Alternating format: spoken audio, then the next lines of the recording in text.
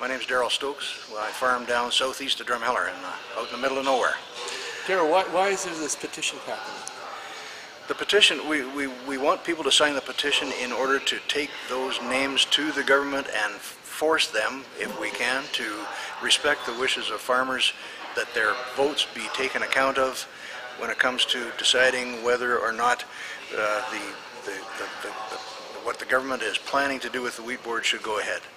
What we want to do is have people sign the petition, show the government that there are this many people who are accountable, have shown up to meetings, have signed a petition, and are dedicated to the maintenance of the wheat board in its present form. We need them to pay attention.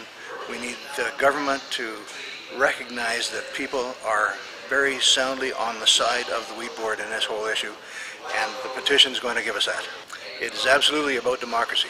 A democratic institution is being threatened here, and it's only going to get, if we allow chinks in the armor of this democratic institution, the next one could be any number of democratic institutions that we value in this country.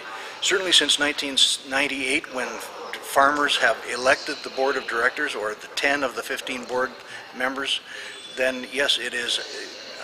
I think you could probably make a case for it not being as democratic prior to that, but in the last 13 years it is absolutely a democratic institution, and the right of the farmers to be heard through their elected representatives on the board is being undermined by the approach of the government at the moment.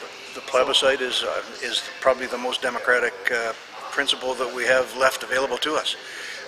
The vote in the most recent federal election, I guess you could argue, is democratic, but the way the voting structure works in this country, you can get a majority government with only 24% of the elected, of the eligible voters in the country voting for you, and that does not give you the right to tear down a 75-year-old institution that has served farmers so well over the last 75 years.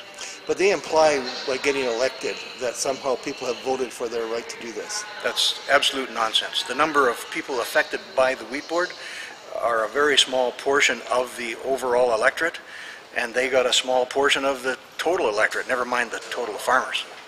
So it doesn't hold water. Their argument that gave them the right to do whatever they choose doesn't hold water. Everywhere we go, we have standing room only crowds, as you can see here, and tremendous support for the board. There's some people that don't hold this view, the same one I have, and that's very fine that they do that. But we have to be able to run this country, and these organizations, the institutions that define our country, they have to be democratic. And when the majority is wanting them to be a certain way, then that's the way it has to be.